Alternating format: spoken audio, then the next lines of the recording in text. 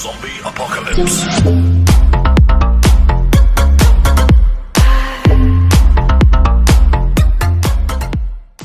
Hello everyone, welcome to lecture force.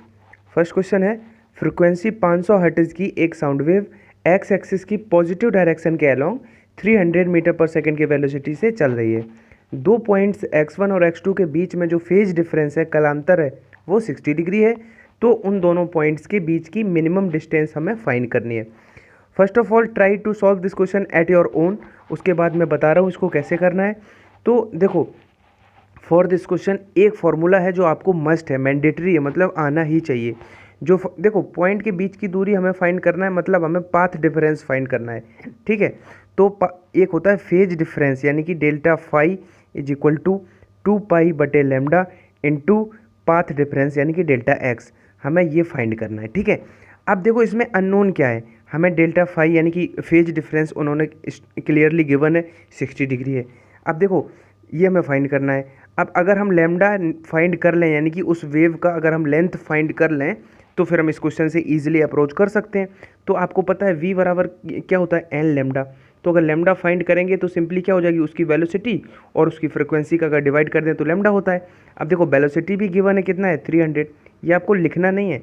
Lambda आप दिमाग में अपना मेंटल कैलकुलेशन करके फाइंड कर सकते थे कि लेमडा हमारा 3/5 था। ठीक है, इतना तो आप साफ बनिए एटलीस्ट। अब देखो डेल्टा फाई, अब देखो यहाँ से हमें लेमडा की वैल्यू मिल गई। अब यहाँ पे एक चैलेंज और है कि डेल्टा फाई का मान यहाँ पे 60 डिग्री है, उसको रेडियन में बदलना आपको आना चाहिए। किसी भी डिग्री है उसको रेडियन में बदलते हैं तो उसमें हम पाई बटे 180 डिग्री से गुणा कर देते हैं। तो जब इससे गुणा करेंगे तो ये 3 टाइम्स कट जाएगा, यानी कि जो फेज डिफरेंस है इन टर्म्स ऑफ पाई वो क्या हो जाएगा, पाई/3 इज इक्वल टू, अब देखो कितना सिंपल हो गया, 2 पाई लेमडा इंटू डेल्टा एक्स। जो पाथ डिफरेंस हमें फाइंड करना है वही तो पॉइंट्स के बीच की दूरी होगी। अब देखो पाई से पाई कट गया। मेरी बात ध्यान से सुनना, यहीं पे मैं लेमडा की वैल्यू रखे दे रहा हूँ, कितनी, 3/5। तो 3 नीचे रहेगा और 5 बटे में करेंगे तो वो ऊपर चला जाएगा, हमने 5 ऊपर कर दिया। ठीक है, अब देखो 3 से ये 3 कट गया, तो यहाँ से डेल्टा एक्स हमारा कितना बचा, इधर बचा 1 और इधर 2 5 जा 10, तो 1/10 हो जाएगा। कितना हो जाएगा, 1/10 हमें डेल्टा एक्स की वैल्यू मिल गई। अब देखो कैलकुलेशन आप देख सकते हो, 1/10 लेकिन क्या मिली, मीटर, क्योंकि सारे ही ये मात्रक देखो मीटर पर सेकंड में था। तो अब क्या है, अब अगर 1/10 मीटर है और इसको हम सेंटीमीटर में बनाएं तो 100 से गुणा कर सकते हैं, क्योंकि 1/10 मीटर मेरा कोई ऑप्शन नहीं था। 1/10 मीटर कहीं दिख रहा है, नहीं है। तो अगर सेंटीमीटर में बनाएंगे तो 100 से गुणा करेंगे, और 100 से गुणा करने पर मेरा 10 सेंटीमीटर हमें दिख रहा है, यानी कि सी इसका राइट आंसर है। ठीक है, आई होप आपको समझ में आ गया होगा। वैसे इसमें कुछ चैलेंज नहीं था। फर्स्ट ऑफ ऑल आप ये फॉर्मूला अपनी नोटबुक में लिख लो कि phase difference is equal to 2 pi बटे lambda into path difference. And हमने वो बता दिया कि आप लेमडा कैसे फाइंड कर सकते थे, और आपको जो चैलेंज था वो ये कि डिग्री को रेडियन में बदलना आता है या नहीं। ठीक है, वैसे कोई और एक बात और बता दूं, जितने ही क्वेश्चंस में पार्ट, ये 83 पार्ट है आई थिंक, और जितने भी क्वेश्चन टिल नाउ मैंने 82 पार्ट्स में लिए हैं, मेरा हर क्वेश्चन आपको, हर इंडिविजुअल क्वेश्चन आपको एक नया कॉन्सेप्ट सिखा रहा होगा। और अगर आप इतने क्वेश्चंस की अच्छे से प्रैक्टिस करके, और अगर इन क्वेश्चंस को नोट डाउन करके कॉन्सेप्ट लिख के इतना प्रैक्टिस कर लेते हो, तो फिर आपको कोई एयरफोर्स ग्रुप एक्स का पेपर रोक नहीं सकता कि आप फिजिक्स में फेल हो जाओ। ठीक है, ये मैं दावे से कह रहा हूँ, चाहे वो AA हो चाहे SSR हो, मैं कोई कॉन्सेप्ट नहीं छोड़ूंगा। इतनी प्रैक्टिस करा दूंगा टिल एग्जाम कि आपको हर कॉन्सेप्ट आने लगेगा। ठीक है, बस आपको क्या करना है, पेशेंस के साथ पूरा वीडियो देखा करो, ये नहीं 4 मिनट देखा भाग गए। ठीक है, चलते हैं नेक्स्ट क्वेश्चन पे। ये दिया हुआ है y1 is equal to 10 sine 100 pi T and y2 दिया हुआ है 10 साइन 108 पाई टी। तो हमें पर सेकंड प्रोड्यूस बीट्स की संख्या, नंबर ऑफ बीट्स फाइंड करने हैं। तो देखो इस तरह का क्वेश्चन आपने कंप्यूटर स्क्रीन पे देखा, आपको पेन उठाने की नीड नहीं है। आपको कैसे करना है, इसको मेंटली करना है।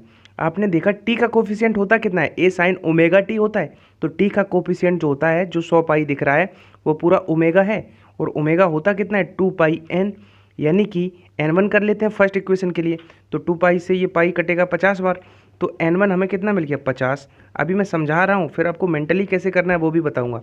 सिमिलरली हम इस वाली इक्वेशन से n2 कितना फाइंड कर सकते हैं, 54, क्योंकि 108 को हम इक्वल करेंगे 108 पाई को 2 इससे, तो n2 हमें कितना मिल जाएगा, 54।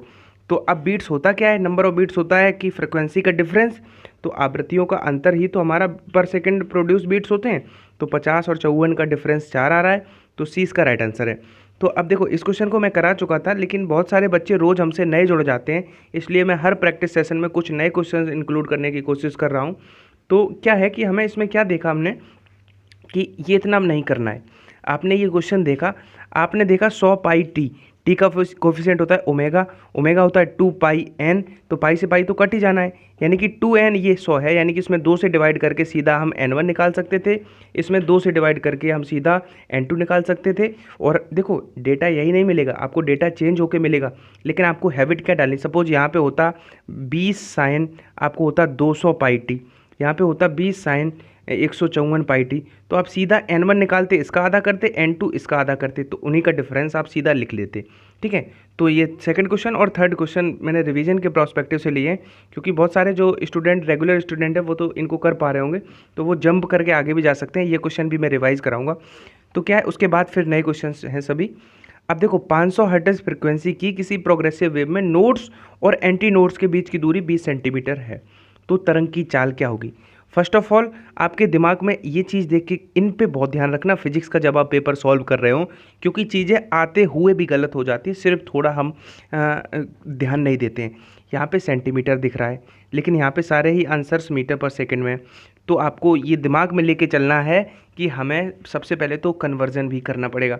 अब उसके बाद इसको करेंगे कैसे, आप ये बताओ कि जो नोड्स और एंटी नोड्स के बीच की दूरी है वो होती कितनी है, λ/4 होती है, वो इन्होंने दी है 20, तो इसको 20 के इक्वल करेंगे तो हमें लैम्डा कितना मिल जाएगा, यानी कि उस वेव का लेंथ हमें 80 मिल जाएगा, लेकिन ये 80 सेंटीमीटर मिलेगा। और जब इसको मीटर में कन्वर्ट करेंगे तो हम 100 से डिवाइड करेंगे तो 8/10 मिल जाएगा। 8/10 का मतलब हम इसको 4/5 भी तो लिख सकते हैं, तो हमें 4/5 हमें उस वेव की लेंथ मिल गई। अब मेरी बात ध्यान से सुनना कि अगर लेंथ वेवलेंथ पता है और हमें वेलोसिटी फाइंड करनी है तो v बराबर होता क्या है, n लैम्डा।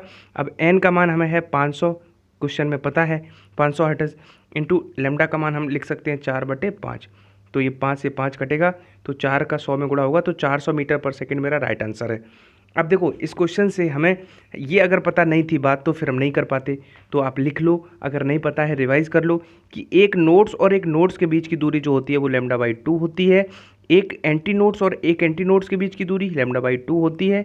सिमिलरली एक अगर एंटी नोड्स और नोड्स है तो λ/4 हो जाएगी, या फिर एक नोड्स और एक एंटी नोड्स है तब भी λ/4 हो जाएगी। ये 4 पॉइंट्स कई बार केवल यही पूछ देगा, तब आपको नहीं पता है तो फिर आप क्या करोगे।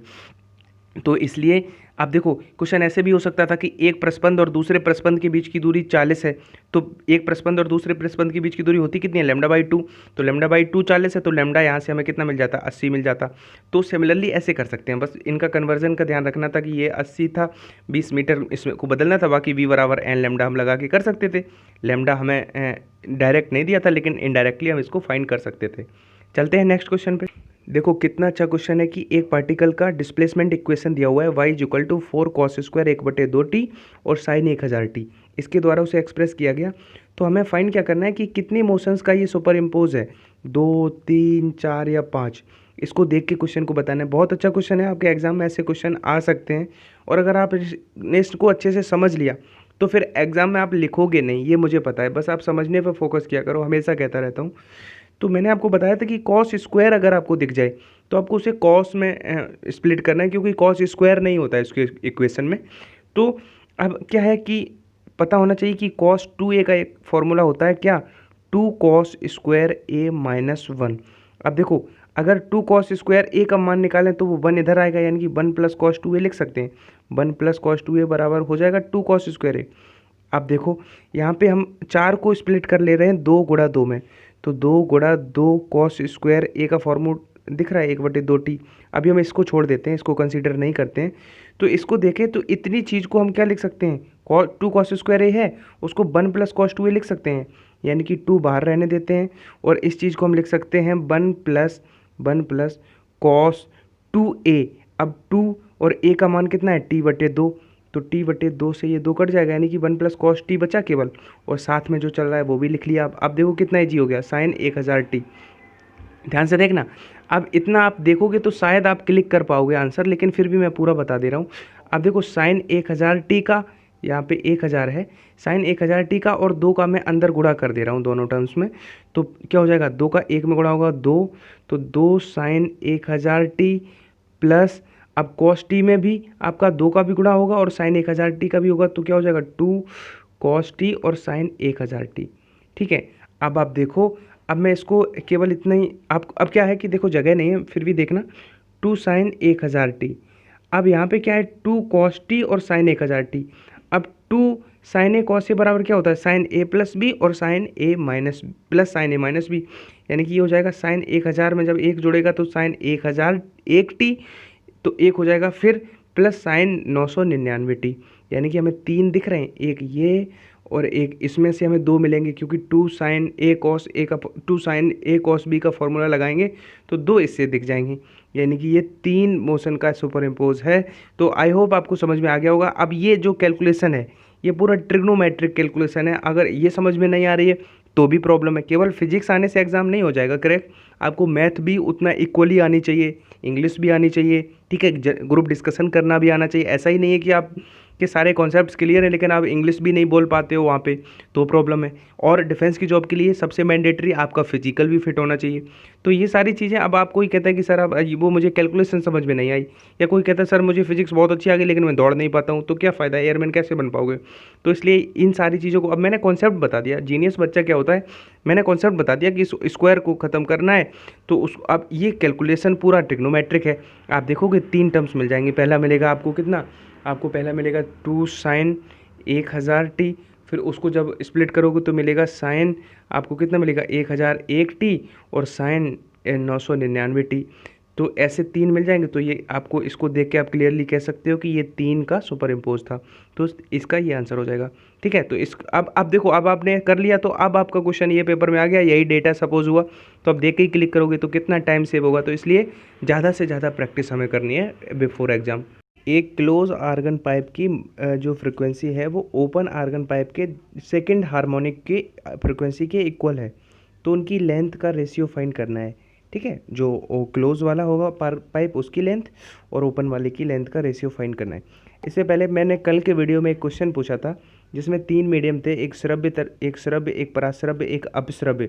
तो उसका आंसर ज़्यादातर लड़कों ने गलत दिया है, तो उसका आंसर था तीनों में इक्वल रहेगी वो। ठीक है, जो VA VC तीनों इक्वल वाला आंसर सही था, और अंकित राजपूत ने आंसर इसका सही दिया था सबसे पहले।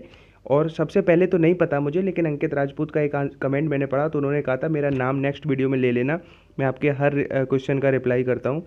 तो अंकित भाई मुझे भी पता है कि तुम नाम, मैं यार जानता हूँ जो रेगुलर कमेंट करते हैं उन सबको मैं जानने लगा हूँ, बस क्या है कि हर बच्चे का नाम लेना इंडिविजुअली ये पॉसिबल नहीं हो पाता है। बाकी मुझे पता है कि कौन लड़के हैं जो रेगुलर रिप्लाई करते हैं या नहीं करते हैं, अच्छे से फेमिलियर हूँ मैं आपसे। अब देखो इस क्वेश्चन में क्या है कि एक क्लोज आर्गन पाइप की, अब देखो 2 फॉर्मूले फिर से रिवाइज कर लो कि क्लोज आर्गन पाइप के लिए क्या होती है फ्रिक्वेंसी V/4L। ठीक है, अब ये क्लोज है तो इसकी हम LC लिख लेते हैं। और ओपन आर्गन पाइप के लिए क्या होता है V/2, यहाँ पे 2 होता है बस, ये डिफरेंस होता है 2। अब L ओपन है तो इसको ओपन कर लेते हैं। अब मेरी बात ध्यान से सुनना कि क्लोज के लिए फ्रिक्वेंसी ये, अब सबसे पहले तो फर्स्ट ऑफ ऑल आपको ये दोनों फॉर्मूले याद होना चाहिए कि क्लोज का क्या होता है, ओपन का क्या होता है। ठीक है, अब उन्होंने क्या कहा है कि इसका, ये तो इसका तो मूल है, मूल आवृत्ति का है ना इन्होंने, तो इसको इक्वल करना है इसके सेकंड हार्मोनिक के। अब सेकंड का मतलब है इसमें हम 2 से गुणा कर देंगे, तो ये सेकंड हार्मोनिक, क्योंकि जो खुला आर्गन पाइप होता है उसमें सम और विषम दोनों तरह के हार्मोनिक होते हैं, यानी कि 1 2 3। हाँ वो अलग बात है कि क्लोज वाले में केवल ऑड हार्मोनिक होते हैं 1 3 5 7, तो वो भी मैंने सभी टाइप बताए हैं। फिलहाल इसको देखते हैं, तो इसमें 2 से गुणा किया है तो ये द्वितीय सन्नादि का फ्रिक्वेंसी हो गया, इनको इक्वेट करना है। अब देखो हमारा V से V कट जाएगा, ठीक है, इस 2 से ये 2 कट जाएगा, तो अगर हम रेशियो फाइंड करें तो हमारा LC और LO का रेशियो कितना हो जाएगा, इधर 4 बच रहा है इधर 1 बच रहा है, यानी कि या तो 1 4, अगर हम अभी क्रॉस मल्टीप्लाई करके इतना दिमाग ना भी लगाएं तो या तो 1 4 आएगा या 4 1 आएगा। तो क्या हमें नीड है इसको पूरा सिंप्लीफाई करने की, क्योंकि ऑप्शन में 1 और 4 दिख रहा है, 4 1 दिख नहीं रहा है। तो ये टेक्निक्स आपको आनी चाहिए कि कहाँ पे आप टाइम सेव कर सकते हो। ये कोई चैलेंज नहीं था कि इसको हम पूरा निकालते कि 1 4 आ रहा है कि 4 1 आ रहा है, हमें ये देखना है कि टाइम सेव हम इसलिए कर पा रहे हैं क्योंकि इसमें ऐसा कोई ऑप्शन ही नहीं है जो 4 1 और है, इतना कन्फ्यूजिंग नहीं है, तो ऐसे करना था। अब देखो और क्या है कि जैसे हमने अभी देखा कि क्लोज का फॉर्मूला V/4L होता है, ओपन का V/2L होता है। तो कई बार क्या होता है कि आपको ओपन आर्गन पाइप की दे देगा फ्रिक्वेंसी 500 और आपको उसकी दे के कहेगा कि क्लोज की फाइंड करो। तो आप देख रहे हो कि अगर क्लोज आर्गन पाइप वाले में हम 2 से गुणा कर दें तो क्या हमें ये मिल जाता है, यानी कि 2 से ये 2 कट के यानी कि हमें ओपन का मिल जाता है। यानी कि कभी भी क्लोज की आपको फ्रिक्वेंसी दी जाए और ओपन की निकालनी हो तो आप उसमें 2 से गुणा करके खुले आर्गन पाइप की आप निकाल सकते हो। ठीक है, तो ये फॉर्मूले आपको सभी आने बहुत ज़रूरी हैं। किसी रस्सी को 3 खंडों में विभाजित करने पर उन खंडों की मूल आवृत्तियाँ क्रमशः N1, N2 और N3 हों तो इस रस्सी की अगर प्रारंभिक यानी कि इनिशियली पूरा फ्रिक्वेंसी N थी तो कौन सा रिलेशन सही होगा। बहुत अच्छा क्वेश्चन है। सपोज ये एक रस्सी है, ठीक है, इनको 3 पार्ट्स में हमने स्प्लिट किया है। एक इसकी लेंथ L1 और L2 और L3 हो गई और इनकी फ्रिक्वेंसीज यहाँ पे इतने पार्ट की N1, इस सेकंड की N2 और N3 है। तो ये रिलेशन हमें फाइंड करना है कौन सा सही है। तो इसका हो जाएगा 1/n = 1। फर्स्ट इसका राइट है। अब कैसे है, कोई फैक्ट थोड़ा ही नहीं है, ये करंट अफेयर्स है कि प्राइम मिनिस्टर इस देश के ये होते हैं, समझ लेते हैं ना कैसे होगा ये। तो इसके लिए क्या करना है कि आप ये बताओ जो इनिशियली L लेंथ रही होगी और अगर हम सब पार्ट्स की लेंथ को क्योंकि 3 पार्ट में स्प्लिट हुई है तो तीनों पार्ट की इक्वेट कर सकते हैं। अब देखो, आप ये बताओ क्या होता है उसका लेंथ का 1/2n √T/m होता है फॉर्मूला। तो ये तो सबको पता होगा। अब देखो ये n है तो इसको n1 कर लेते हैं = सिमिलरली क्या हो जाएगा 1/2n2 √T/m। सिमिलरली इन तीनों को जब जोड़ोगे तो मैं लिख नहीं रहा हूँ पूरा। अब ये बताओ ये सारी चीज़ कॉमन ले लेंगे, इस तरफ तो वो है ही और उस तरफ कॉमन लेके सब कट हो जाएगा, ये 2 से 2 भी कट हो जाएगा क्योंकि ये पूरा कॉमन लेके। तो 1/n1 मिल जाएगा 1/n2 प्लस 1/n3 प्लस पूरा। ठीक है, तो ए इसका राइट आंसर है। लेकिन हाँ, अब आपको ये थोड़ा एक ग्लिम्स मिल गई कि ये कैसे आया, तो अब आप इसको कर पाओगे। अब एग्जाम में आया तो अब वहाँ पे ये नहीं कि आप अगर आपकी बिंदास प्रैक्टिस होगी, धुआंधार जिसे कहते हैं, तो फिर आप एकदम से वहाँ पे उड़ा के आओगे क्वेश्चंस को। मैंने पिछले वीडियो में उड़ा के बोल दिया था तो आप लोगों ने बहुत सारे कमेंट करे यार। और आज नोटिफिकेशन बहुत आ रही है यूट्यूब की तरफ से।